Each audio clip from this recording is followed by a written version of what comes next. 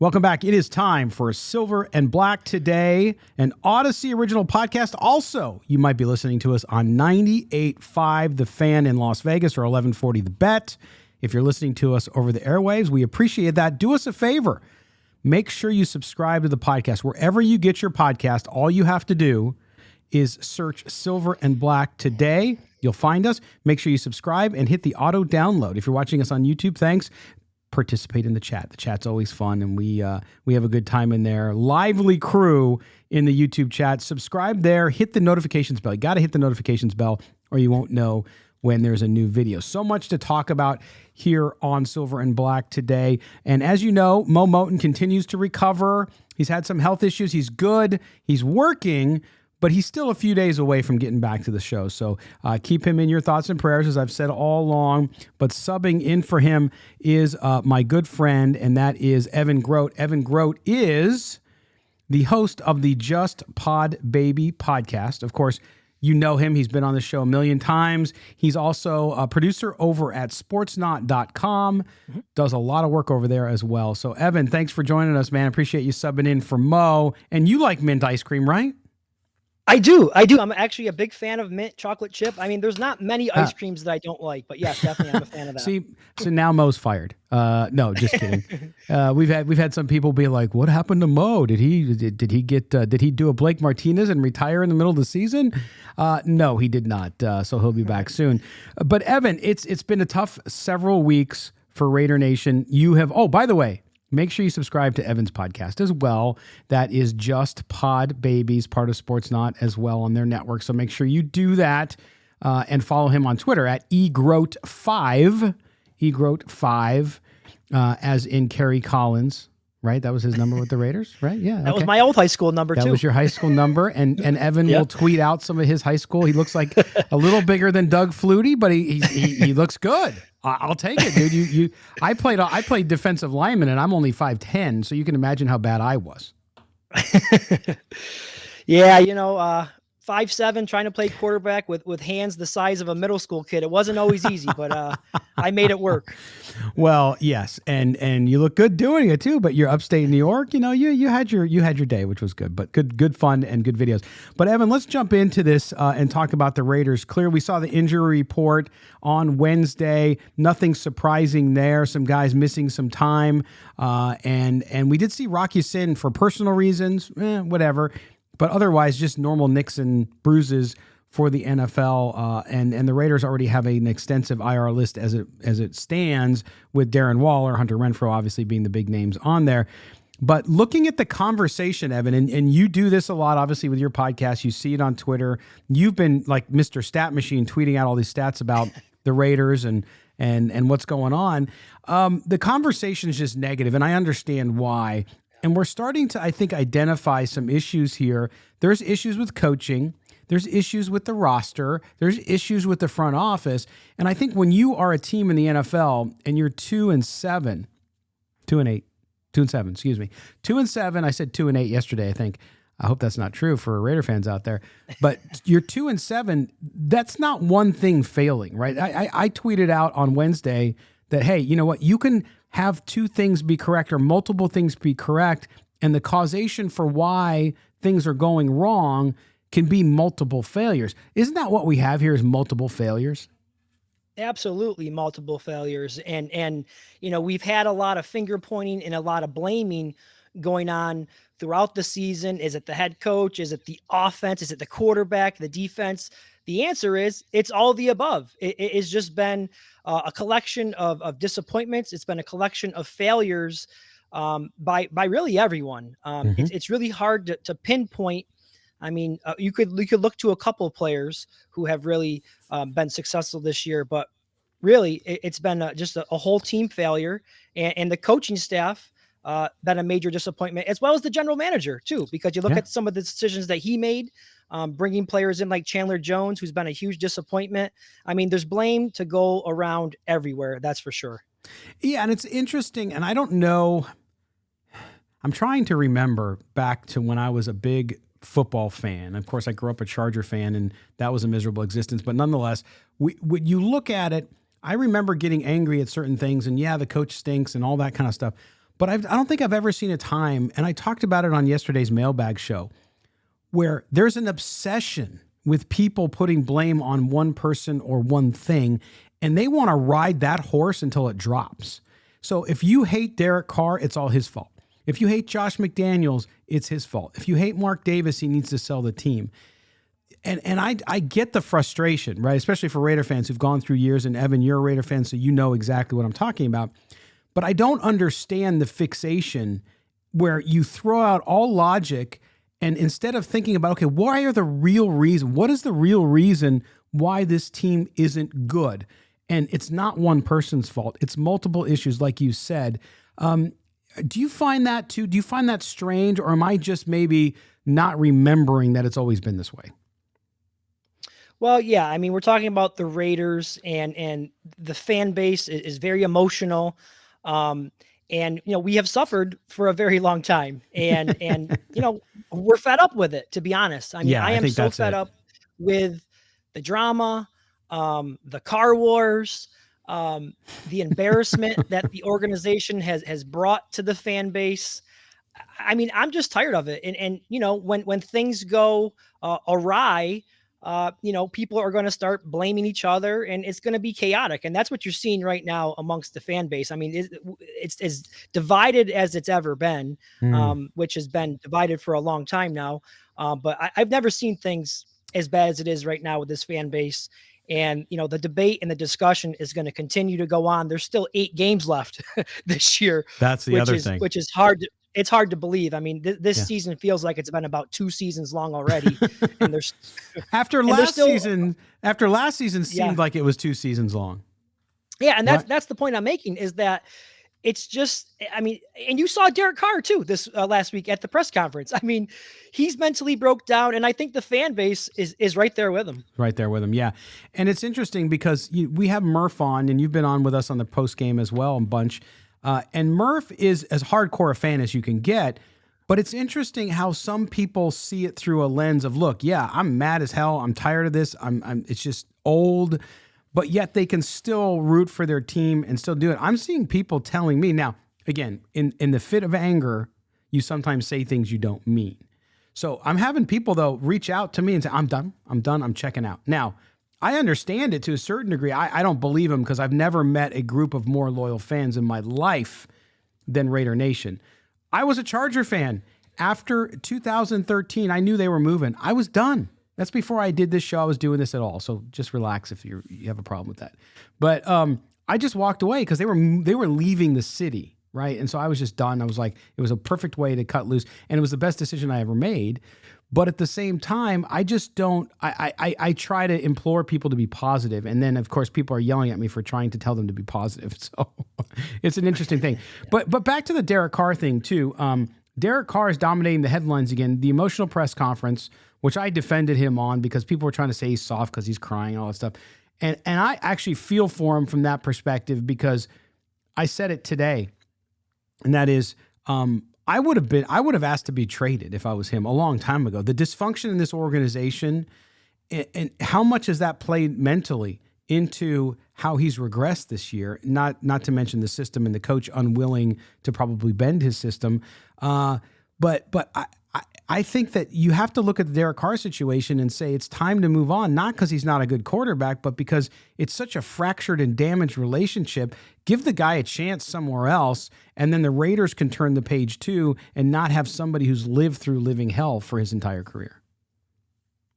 Absolutely. Derek Carr has never struck me as the kind of guy that's going to run away from adversity. No. That's just that's not the kind of guy he is. But I think everybody has their breaking point, and he hears what's being said about him. He knows the disrespect that is out there about him. We know that, and I think at a certain point he has to be saying to himself, what am I doing here? I've given this organization everything I have, and he's been rewarded handsomely for that financially, but they have failed him. And I know there was an article out there this week by Barstools, and I'm sure we're going to get into that a little bit later on. And it goes through the 9 years of failures to build a defense around him, and all the coaching changes and the coordinators.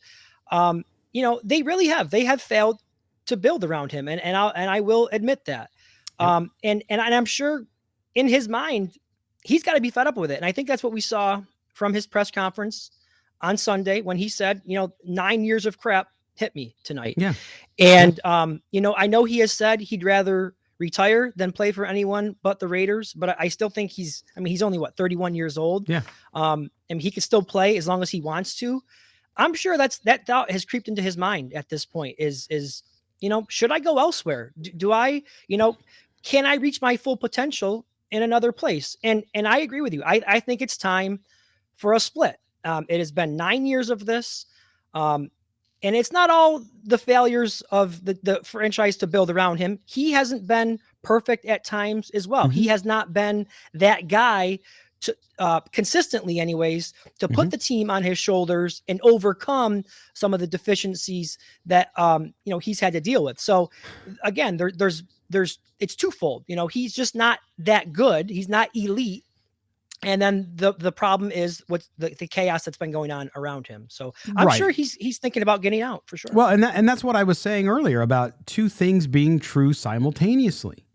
Okay. You can be a top 15 quarterback and be Derek Carr, and you can also look at the organization and say they haven't done anything to help him. Right. And I think it's a good example this year. I think the reason he's regressed, we've talked about it on the show a million times. He's not comfortable in the system, and Josh McDaniels does not seem willing to bend or maybe change the system a little bit at first to make him comfortable. And not only that, he's got a crap offensive line. Okay.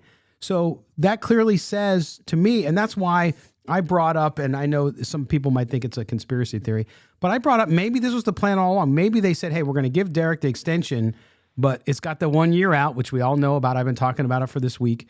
And now we'll see. We'll give him a shot. If he can't hang, guess what? We're done. And I think there might be some truth to that because you saw a lot of firestorm from the media, particularly around that this team is now saying, well, no, we knew we had to build. Well, but all their moves around moving guys out and putting their hard cap hits later and stretching it out over the next couple of years, giving all the big extensions that you gave, Evan, this team, I don't care what, and I agree with those guys. No matter what they try to spin, that was not, the plan was not that this was going to be a transition year. They spent way too much money, made too many moves, including, you don't sign Chandler Jones if you're rebuilding. Yeah, I'm glad you brought this up because I was thinking about this today as I was starting to gather some ideas for my own podcast tomorrow. And I think Josh McDaniels and Dave Ziegler were put into a very unique situation when they took the job in Las Vegas. And the situation that I'm talking about is they were taking over for a team that was 10-7 and went to the playoffs. It's not often that you see a coaching change for a team that was in the playoffs the previous year. Right. So you had a fan base whose expectations now are that, wow, we're a playoff team now. We should be able to get back here again next year, especially now that we have Devontae Adams.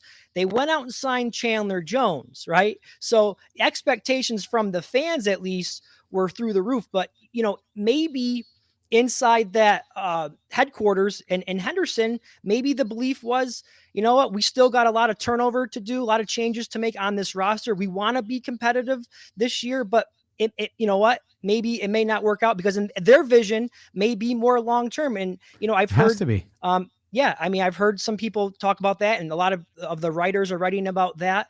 And again, I've alluded to this many times as well.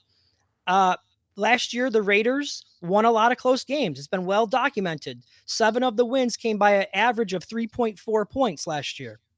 A lot of close games. That's not a recipe to have consistent success in this league. Look what they're doing this year. They're losing all of those games now by an average of 4.3 points. Yes. So, that is the NFL. I think the expectations were a little high, to be honest. I saw people saying, oh, they're going to win 12 games. They're going to win 13 games. I don't know if that was realistic. I really don't, to be honest with you. And I was guilty. I said 11. I got fooled.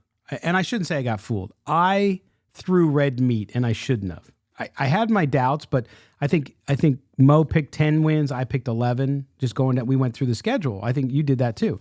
And I picked a floor. I didn't actually make a prediction this year. I you went picked with a a floor. floor and a ceiling. I said Yeah. floor was 9. All things going correct. Everything was in a perfect world. 12 wins, I thought, was the ceiling. I mean, we Yeah. were all wrong. We were Everyone all got it wrong. wrong. Nobody Absolutely. predicted it would be this bad. No. But there was signs that a possible regression was possible. I think the signs were there. Yeah, no doubt. They did nothing to fix the defensive line, nothing to, well, except for the Chandler Jones signing. Bilal Nichols was an okay signing. We thought he'd be better than he is. And of course, they did all that stuff on offense. I mean, you spend $200 million on offense in one offseason. Yeah. And I think that set the expectation. But you're right about the playoff thing. And we're going to talk about that later in the last segment. First, what we're going to do, Evan's going to stand by and we're going to go to an interview. We got Nick Ferguson, 12-year veteran safety, coming up. He now is the co-host of the TD Denver podcast, which is one of our podcasts here on Odyssey. Yes, the Odyssey Network has a podcast for every team. And Nick, Georgia Tech alumni, by the way, he is the co-host on that one. He's in Denver, and he's going to join us. He's not just going to talk about Denver, but we're going to talk about the AFC West. I'm going to ask him, we all thought, including Evan, you and I talked about this, we thought the AFC West was going to be the best division in football in the last 25 years. And guess what? The Broncos at 3-6, the Raiders at 2-7 are facing off to each other. And those two fan bases were fighting who could win the division, that the Chiefs were going to fall down, and it's been exactly the opposite. So I'm going to ask him about that. I'll also ask him about, there's a lot of similarities between the Broncos situation and the Raiders situation, and we'll get into that here. And then when we come back after the interview, Evan will rejoin us. We're going to talk a little bit about a piece that Tashawn Reed wrote in The Athletic, as well as the Barstool piece that Evan mentioned. We're going to talk about those things coming up as well. But when we come back from the break, Nick Ferguson joins us from the TD Denver podcast, an Odyssey original, just like Silver and Black today. So don't go anywhere as we roll on talking Las Vegas Raiders football. Welcome back, Silver and Black today, an Odyssey original podcast. We now turn our attention to the Raiders game this weekend against the Denver Broncos. Of course, they face their AFC West foe, also struggling. And to talk about that, we bring on the great Nick Ferguson, of course, 12-year veteran in the NFL, safety. You can follow him on Twitter at Nick Ferguson _25. He's also the co-host of the TD Denver podcast, also an Odyssey original. Nick, thanks for joining us, man. We appreciate you. We know you're on your way out to practice, and certainly look forward to talking to you about some football. Well, thanks for having me. It should be a really interesting game played against two bad teams in the NFL right now. Exactly. And it wasn't supposed to be the way. And that's where I'm going to start with you, because if you remember the offseason, I'm sure you guys talked about it on your podcast as well, which was the AFC West was going to be the best division in all of football. It was going to be the best division in the last 25 years. I threw red meat at the crowd. Everybody thought that's what it was going to be. Now here we are, almost at Thanksgiving, and it's nowhere near what people thought. The Chiefs are better than people thought they would be. Remember, Tyreek Hill was in Miami, and Patrick Mahomes was going to struggle. We haven't really seen that, but what we have seen is the Chargers, Broncos, and Raiders all struggle. Were you surprised at how this division so far, halfway through the season, has shaken out? Yeah, I was really surprised because before the season, after the change, the Raiders add Josh McDaniels, then Devontae Adams, and that connection with both he and Derek Carr going back to to college, I was thinking, okay, well, at least 3 teams out of the AFC West were going to make the playoffs, but what a change of events that we're both experienced, both in Las Vegas and here in Denver. And believe it or not, we are having some of the same issues that both teams are having. And it's like, okay, you get a new coordinator, your new signal call is like, hey, things are going to be great. It's going to be robust from an offensive standpoint. Really hasn't been that for the Raiders, hasn't really been that for the Broncos. And then you look at the Broncos, 14 guys on IR. I think the Raiders have about 12. And you look at both offensive line units, they're not playing really well. And both of these teams, the offensive schemes that they employ, work well when you're running the ball. And they haven't been doing that as of late. Yeah, it's a great point. And I know for many reasons, you're right. There are so many similarities between these two teams with the offense and the defense. On the Broncos side, though, the defense seems to be playing. The Broncos offense, Russell Wilson. I'm a big Russell Wilson fan, right? Raider fans don't like me saying that, but I am. So when he got to Denver, I was expecting a lot of it. We've now seen them really struggle at 3-6, obviously. And then you look at their offense. It's bottom in the NFL, and I think it's going back. You guys talked about on your podcast, I think it was this week or last week, that in 49 games since they won the Super Bowl, the Broncos have scored 17 or less, and that hasn't improved this year. Is it issue? What? First of all, tell me your diagnosis. What's going on with Russell Wilson? Number one, is it a scheme fit? Is it just him not having the tools, obviously because of the injuries? What's going on with that Broncos offense? It's a combination of several things. One, not really having all the personnel that you need to be successful. And that starts up front. That offensive line has really been beat up. And even when they were healthy, they were still not playing well as a collective unit. I go back to the game early in the season when the Raiders hosted the Broncos. Max Crosby was having a day. And I know Max Crosby is one hell of a player, and he does that to a lot of offensive linemen. But I thought that this group collectively was going to do a better job. Now, also look at the play calling. Here's where I lowered my expectations when Russell joined the Broncos, because I know it's always a tough match when you put a new head coach, offensive coordinator with a new quarterback. I saw the same thing with the Broncos when they acquired Peyton Manning, and he had to learn and adjust to that of Gary Kubiak's system. So things are not always going to mesh. You look right back in your own backyard with Josh McDaniels, who was believed as being one of the smartest guys outside of Sean McVay. But guess what? The Raiders offense are struggling. And you go back and you look at the Colts. Had an MVP quarterback in Matt Ryan, who they put on a shelf for a while until they fired Frank Reich. He, too, was having issues understanding a new system. So it's not just Russell. It is not just Matt Ryan. It is Derek Carr as well. Yeah, no, and that's the thing we talk about with Derek Carr, and there's this duality, as you know. Derek Carr is polarizing with Raiders fans, right? There's Raiders fans who think he's the worst quarterback to ever play, which obviously is not true. And then there's people who could think he can't do any wrong. And I feel for the guy because, and I said this today, and of course people attack me for it, but I said, listen, I respect the guy for his loyalty to the franchise, because if it was me, and you've been a player, you've been a coach, I would have asked for a trade a long time ago with all the dysfunction they've had there. But your point about Derek Carr, he's not comfortable in the system, and Russell Wilson doesn't look comfortable in that system either. No, neither quarterback looks comfortable. But here's what you have to do if you are an offensive coordinator.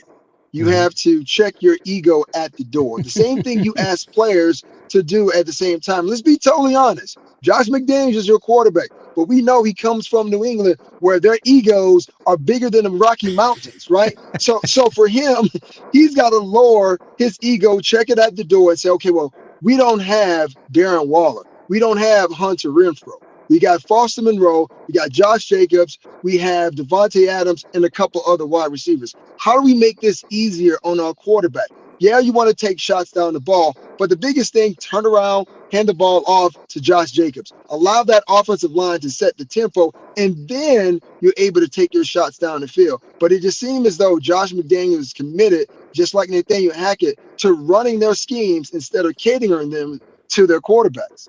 Man, that is so dead on, and we've been saying that too on the show quite a bit.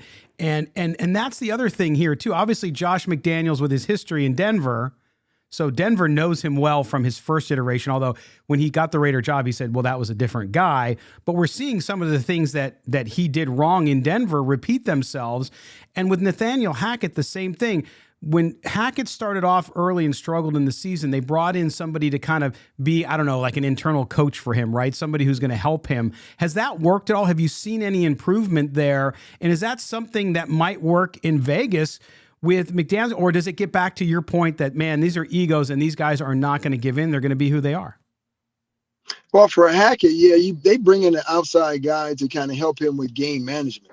That person wasn't brought in to actually help him with play calling and scheme.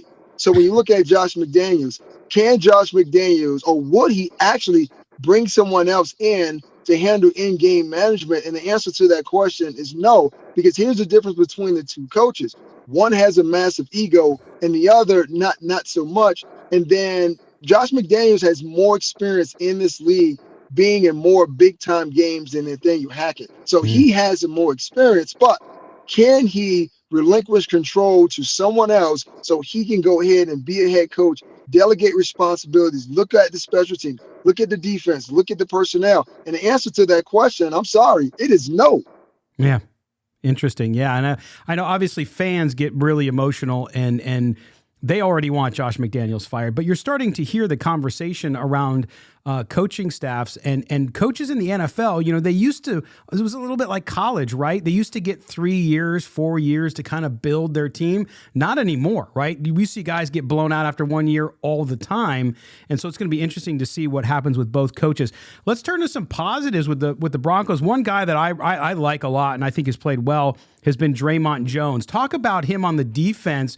What's he done this year, and what did they do to improve that defensive front that has helped him a lot? Well, you know, there was a lot of knock on Draymond Jones. Could he live up to expectations? But here's the thing that changed for Draymond Jones. You bring in Jiro Evero, who comes over from the Rams, who brings in his scheme. But the biggest thing was they brought in DJ Jones, another run stopper from San Francisco. And what that helps, because when you see another guy next to you playing well, if you are competitive, guess what? You're like, hey, he's not going to have more plays on the stat sheet, positive plays that is, than I have. So that was forced him to kind of step his game up. But also when you have the edge rush that we had, and we no longer have Bradley Chubb, he's down in Miami on South Beach, but that also helps as well, because when offensive teams are sliding protection to your edge rushers, now that means you have one-on-one inside, and if you can work your hands and get your hips even with that guard, now you can put pressure on that quarterback. But those are some of the things that Draymond Jones has done well, and to boot, he's playing for a contract at the end of the season, and usually how it works in the NFL, if you're on that contract here, you're trying to get as many positive stats as you can, because either your current team is going to pay you or someone else. That's right. I mean, we're seeing that in Vegas with Josh Jacobs, obviously, who's having a great year at running back and has stayed healthy, which has been the only issue with him over previous seasons. So it's good. Appreciate all the time today, Nick. Let me ask you this sort of in closing. You look at this Broncos franchise, of course, new ownership, right? And the rest of the season, they sit at 3-6. The Raiders are at 2-7, right behind them. This is a game even Nathaniel Hackett at the press conference said, well, somebody's got to win this one, right? Which I think was tongue in cheek, but for fans, that joke didn't land, right? Nobody wants to hear how bad they are. But when you look at the Broncos, the rest of the season, no one heard that. Yeah, exactly. But when you look at them the rest of the season, the Broncos, what goals are they going to have? What do they need to find out about this team? We know the head coach clearly, but the rest of that roster, what do they need to find out between now and the end of the season so that they can bring about change and try to turn the thing around next season? Well, the Broncos have 24 guys who are going to be unrestricted free agents. So if you're one of those guys, one, you're trying to end the season healthy, but also you want to end the season on a very productive note, because once again, you are playing for a contract, and this is where other teams around the league and the Broncos as well, they're looking at these last couple of games as evaluations. Which guys continue to play, which guys kind of, cut bait and their minds were totally out of it. And those are the guys you definitely don't want to bring back. But if you're a current guy, you have a long-term deal like a Courtland Sutton, like a Russell Wilson, you want to go out and try to stack bricks, as we would like to call it. And what I mean by that is continue to have a positive showing, because George Payton, the GM, said that he wants to see progress. Now, there is a chance, and when I said this, Broncos fans lost their mind, but there is a chance that Nathaniel Hackett is able to keep his job, because just like Josh McDaniels, they have the tiki torches here, and they have the pickforks, and they're ready to run him out of town. But here's how he wins. Here's a possibility. He can say, well, listen, I wasn't really set up for success as much as I can because I didn't have the personnel needed to show how well my offense can actually go out. So with that being said, if you give me one more year, Russell Wilson in this offense, we're able to go out and get some other players. Now I will be able to show you. But after one season, is it a knee-jerk reaction? I know neither team is playing well under the current coaches. But to me, you have to be a little patient. And that's hard to tell fans who have been waiting to see their team in the postseason. Yeah, especially all the money they have to spend. And you probably know in Vegas, the ticket prices are the highest in the NFL. So people, and that's an adjustment for fans that were from Oakland because they used to be the lowest prices in the NFL. So it's gone through the roof. But it's a good point. And to close, I mean, I think you're right. I mean, both these teams have very similar issues, not only with the coaching, but also with rosters. They just don't have the talent they need to compete. Look, the ideal is you have to beat the Chiefs. They are the class of the division until they're not. And so both these teams have to build those rosters, and clearly they're both not there in addition to the other issues. So, Nick, we appreciate it, man. Make sure you follow Nick at Nick Ferguson _25 and catch him on the TD Denver podcast here on our Odyssey Network. Nick, thanks for being with us, man, and take care of yourself, and we'll talk to you soon. Appreciate it. Be good. All right, you too, man. Thank you so much. All right, we're going to step aside when we come back. The show rolls on. Evan Grote rejoins me. We're going to talk about this Denver game and close it out with a little bit of fun because you guys need fun. Don't get too serious. Everybody's at each other's throats. And I know even people are angry tweeting me because I'm telling you to be positive. So we'll be back right after this break. You're listening to Silver and Black today, an Odyssey original podcast. Don't go anywhere. Today, segment number 3. As we move along. If you're listening to us on 98.5 The Fan in Las Vegas, thanks for being with us. If you're listening to us on the Odyssey Podcast Network, wherever you get your podcasts, you might be listening on your phone, on Apple Podcasts, you might be listening on Spotify. You might have said, hey, Alexa, play Silver and Black today. If you're listening to us on the kitchen as you cook or as you get in the car, hello, watch those devices. They're always listening to us. But anyway, we appreciate that. Subscribe to the podcast wherever you get it as well. Make sure you follow the show on Twitter too. It's SNB Today. I am at LV Gully, and of course Mo, my usual co-host, will be back next week. MOEMOTON.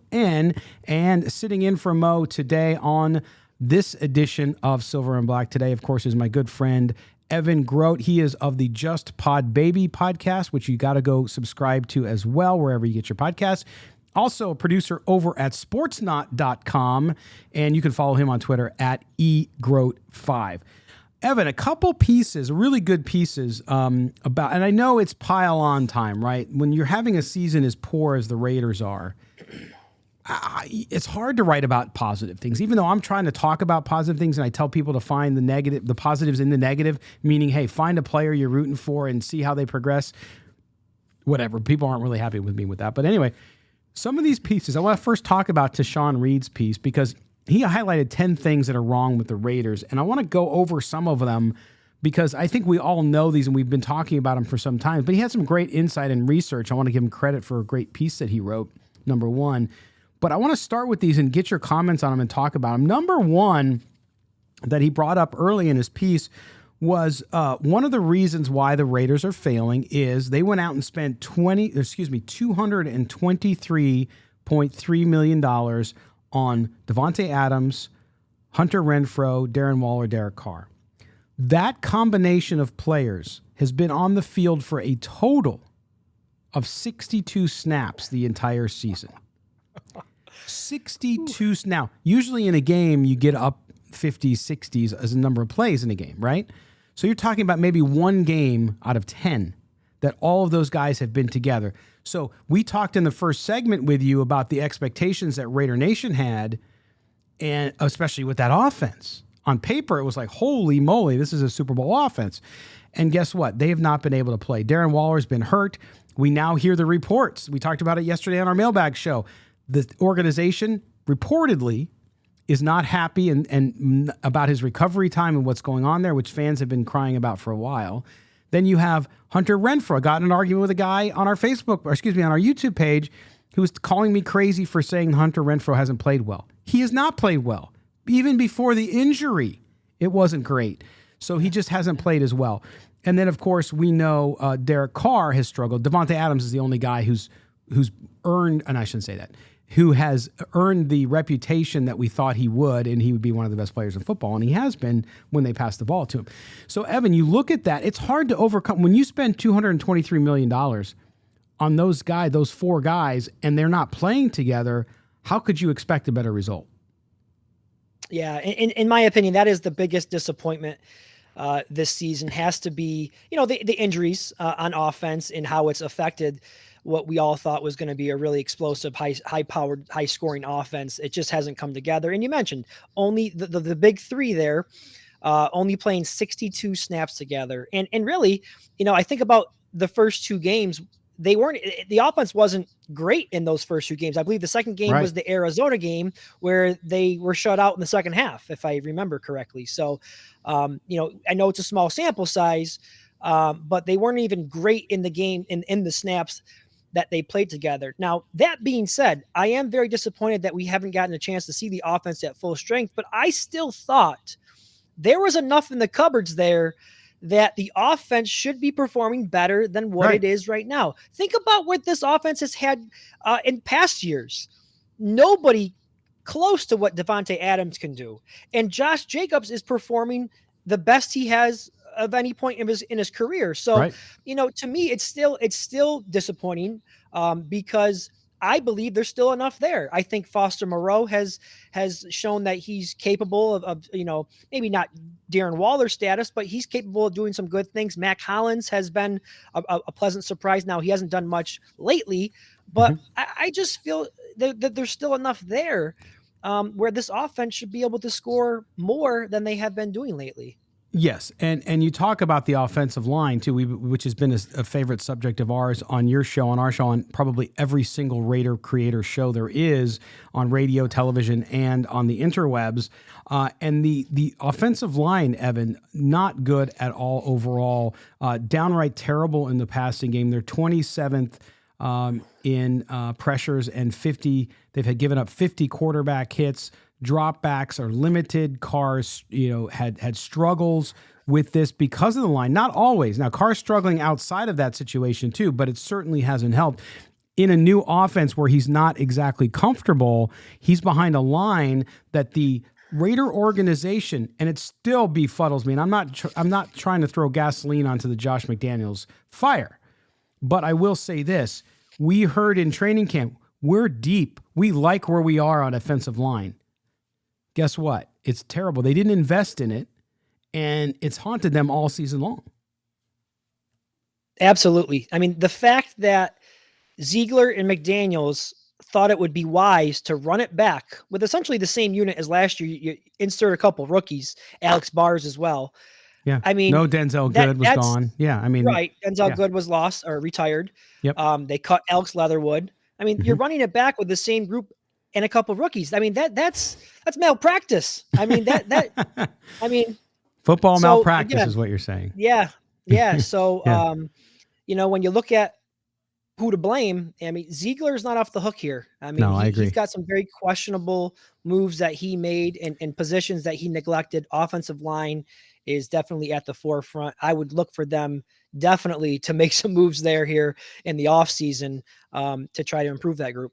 Absolutely. We look at the defense, of course. Here's this again, some of these great stats that Tashawn Reed pulled out in his piece in The Athletic. I highly recommend you read it. Raiders 31st in turnovers, creating turnovers, just 7 all season. It's almost like they try not to get turnovers. I mean, that's how bad it is, right? It's crazy. And they're the 28th scoring defense, and we know that obviously as well. Then pass rush, worst in the league, Evan. They're last in sacks. They're 30th in pressures. Last year they were 4th in pressures and in QB hits as well. So last year with Ngakoue on the other side of Max Crosby and with some of the guys they had in the middle, they were able, Solomon Thomas, they were 100 times better up front than they are this year. So you see regression there as well. So you traded out Ngakoue, Quentin Jefferson, Solomon Thomas for Chandler Jones, Bilal Nichols, and Andrew Billings. And I saw somebody tweet today, it's like Chandler Jones was the Jordy Nelson. Remember when they brought in Jordy Nelson, who basically was done, and I guess Gruden just gave him a nice contract so he could have some retirement money. It looks like Chandler Jones is the same way. Oh, yeah. And you know what? Again, the signs were there with him as well. 5 sacks in the final 16 games of the year last year because he had the 5-sack game in week 1 last year and ended the season with 10. So, I mean, there were signs of regression there with him as well. But I think, when the idea was, well, you pair him up with Max Crosby and hopefully Crosby can draw some attention away and Chandler would be able to take advantage of that. But it has not worked out this year. And I was looking at his contract a little bit earlier today. There's no out there. They're on the hook for that contract last year. Yeah. There is an out in 2024, but they're stuck with that contract for another year. And he's going to be 33 next season. So that is looking just really, really bad there. And as far as the defense goes, I think the idea behind that, and I know Mo talked a lot about this leading up to the season, is that Patrick Graham prefers to have those bigger body defensive linemen, where Gus Bradley wants to be able to get pressure with his front four. So he's looking for defensive linemen that can get after the quarterback. And I'm not so sure that's the philosophy with Patrick Graham. So they got rid of all those interior defensive linemen that could actually get after the quarterback. So again, I don't understand how people could think that the pass rush was going to be any better, even with the addition of Chandler Jones, because you need to get that push from the inside. And based on the guys they brought in, that's not what they do well. So again, for me, that was a question mark going into the season. So I'm not surprised to see them struggling so badly in that area. Right. Your listeners know that because you've talked about it. We've talked about it on this show since summertime. We talked about the middle of the defense and how weak it was.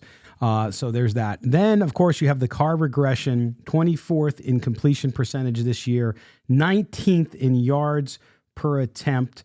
Just, lackluster. And he owns that. It is. I mean, again, not all his fault, but certainly it hasn't helped, right? So we want to do that because people, when you call out Derek Carr right now, people, why are you blaming him? We're not blaming him.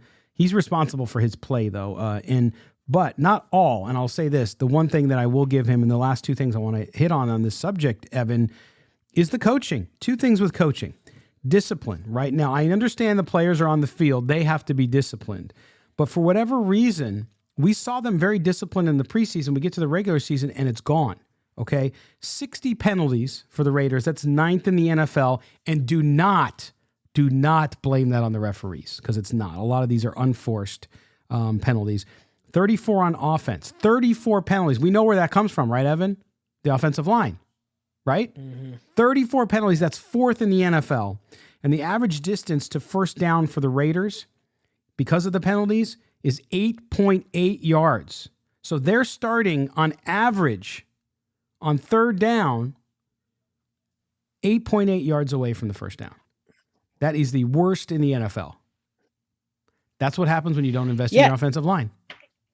Yeah, and I also see that Tashawn points out in the article, because I also have it here in front of me, that they're averaging 4.8 yards per carry as far as rushing. So, I mean, that's pretty good. So they're able to move the ball at times, but because of the penalties, they go backwards. It's right. They go backwards. So they're shooting themselves in the foot, which, is obviously a major problem. So you combine that with the struggles of the quarterback, again, they're not on the same page with the head coach, the injuries, the struggles in the red zone. And you can see why, the offense is performing the way it is. It's not good enough right now. And you pointed out, execution, and you pointed out lack of discipline.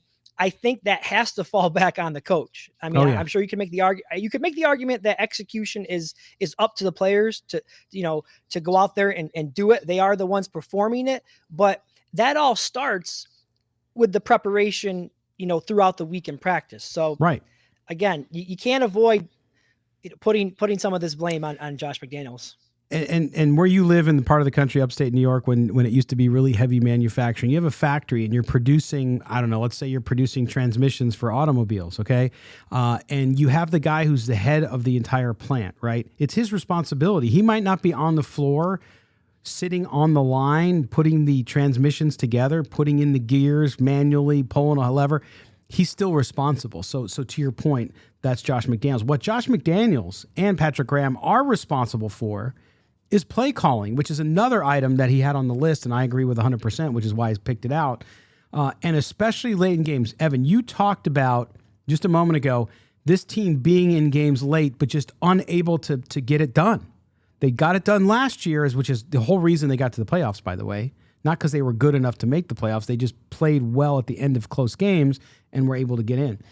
But late in games, you look at this, they have been so predictable from an offensive standpoint. It's not even funny. We saw it again last week against the Colts. Not only that, 22nd in red zone TD rate. I mean, how many years have we been talking about this? Even during the Gruden years, they were terrible in the red zone. They've gotten worse. They're 23rd in the NFL in third down conversions as well. So when they need to get a first down, they don't get them. When they need to get a touchdown, they don't get them. That is play calling coupled with all of the other things we've put together. This is why when people want to blame one thing, it's the defense. If he had a defense, and yes, Derek Carr's never had a defense. I give him that all day long.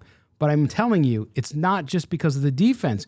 The defense late in the game against, they gave up 13 points in the first half, held them for another touchdown for the longest period of time. The Raiders have had chances to win games. So as bad as the defense is, they still have chance to win, and they haven't been able to do it. That's why it's multiple failures.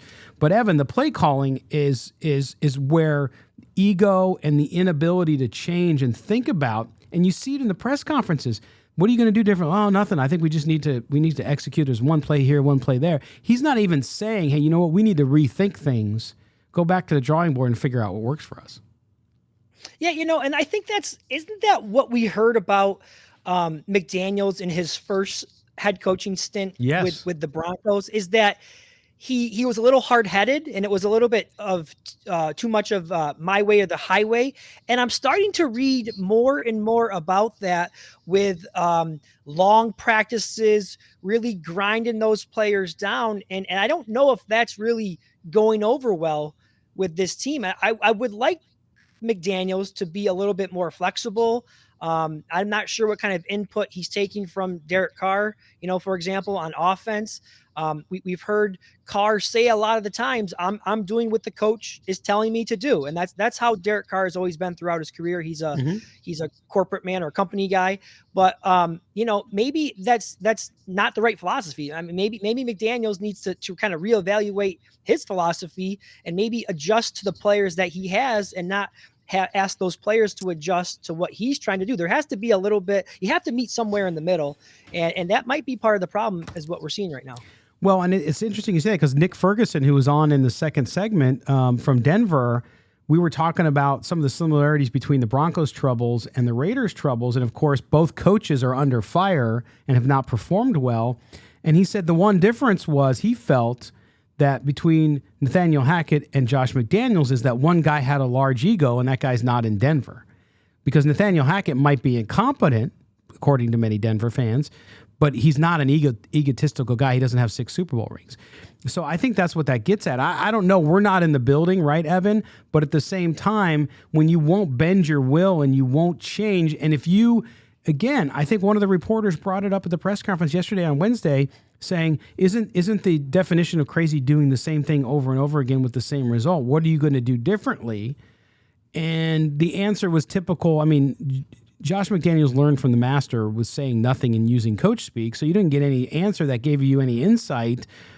But my sense of it was, and if I'm wrong, tell me I'm wrong, but I don't think he thinks he's doing anything wrong. I think he doesn't think he's got the players, and they're just simply not doing what they need to do to make sure they understand his brilliance.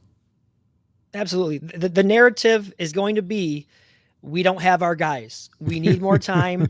These were, you see all the changes we've been making. We've gotten rid of all the Gruden draft picks, and we've cut those guys. We're gonna bring in a new culture, and it doesn't help. It does not help when you hear the general manager praise the job that he has done.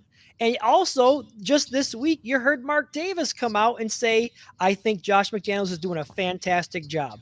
So, what is he supposed to think? I mean, everyone around him is telling him that he's doing a great job. Now, we're not dumb. 2-7, he's not doing a great job. There's obviously problems there.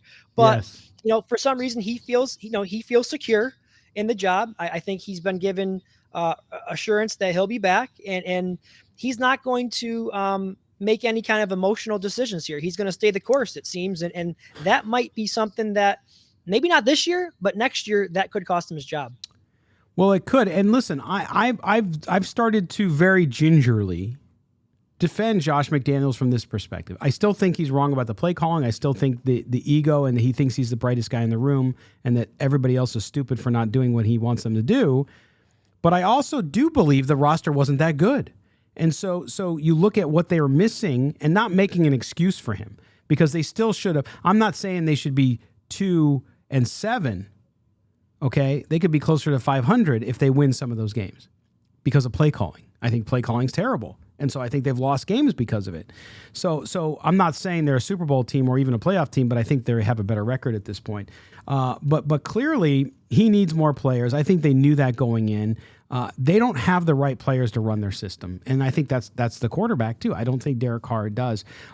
Now, before we get out of here for the show, I wanted to lastly talk about the Barstool piece you and I read, which talks about Derek Carr at great length and defending him, saying how horrible it's been that he has not had a defense in his entire career in a Raiders uniform. And the data is overwhelming. I'm not saying and arguing with him that is not.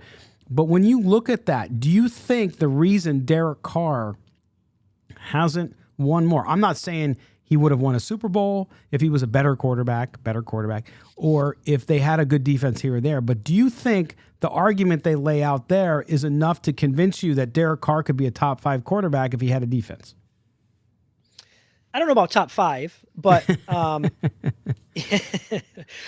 think it's a very convincing article.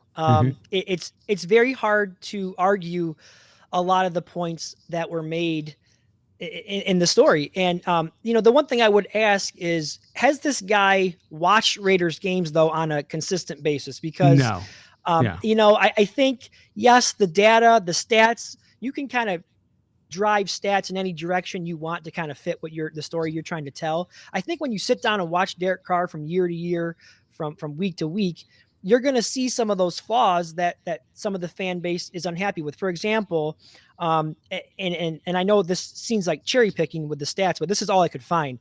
From 2017 to 2021, Derek Carr, out of all the quarterbacks in the NFL, has the most fumbles lost, 26. Mm-hmm. And that was just 2017 to 2021. In 2014, he lost 4. 2015, he also lost 3. And then 2016, he lost 3 again. So, he's turning the ball over a lot. He's also had 54 interceptions in that time period, which is the 5th most of any quarterback in the NFL. So again, there's more to the story than just bad defenses, bad drafting, and not enough of talent around him. Because in my opinion, there has been some years on offense where there's been talent. I mean, say what you want about after they traded Amari Cooper and Darren Waller was his number 1 wide receiver. I mean, he had a couple good tight ends, Moreau and Waller, Josh Jacobs. They invested money in the offensive line in past years. So he's had some help there.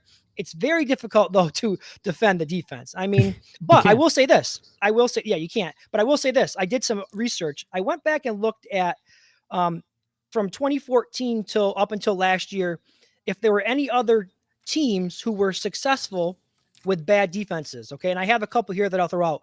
2016, the Atlanta Falcons, they went all the way to the Super Bowl. If you remember that epic meltdown, They had the 27th ranked defense in the NFL that year. Now, I know sometimes outliers are going to occur, but it does happen.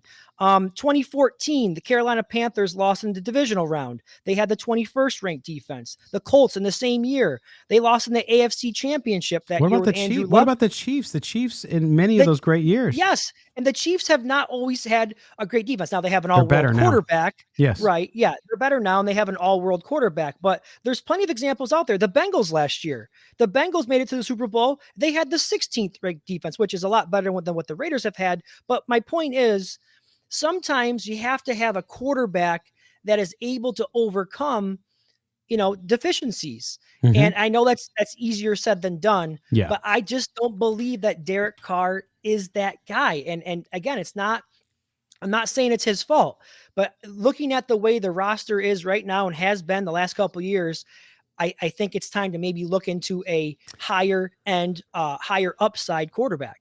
Yeah. And I think Derek Carr could go somewhere else where the situation's perfect for him and succeed. I've always said that, right?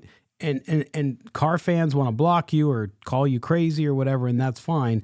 But the one thing I want to say, Evan, before we get close to wrapping up the show, is the last point on coaching. And you look at the stats too, like it's fascinating when you look at this stuff. And I know, to your point about the Barstool article on the defenses and Derek Carr never having one, Stats can be used how you want them to be used. They're not always the be all end all.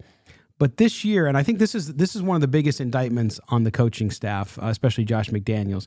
The Raiders this year, we talked about those close games at the end.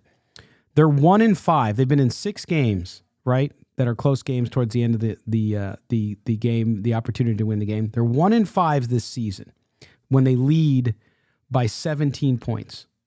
Okay, in 4 or more games, that is. In 4 of those games, they're 1-3. In the league, the rest of the league in games that are where they have a 17-point lead, the record for those teams is 49-3-1. 49-3-1.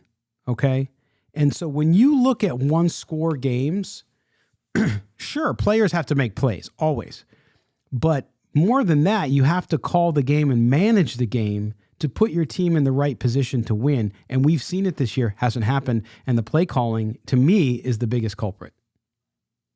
Yeah, and as you were saying that about blowing a large lead, I just mentioned that 2016 Atlanta team, that Super Bowl that year when they were up 34-3, I believe it was, or 28-3, whatever the score was at that point.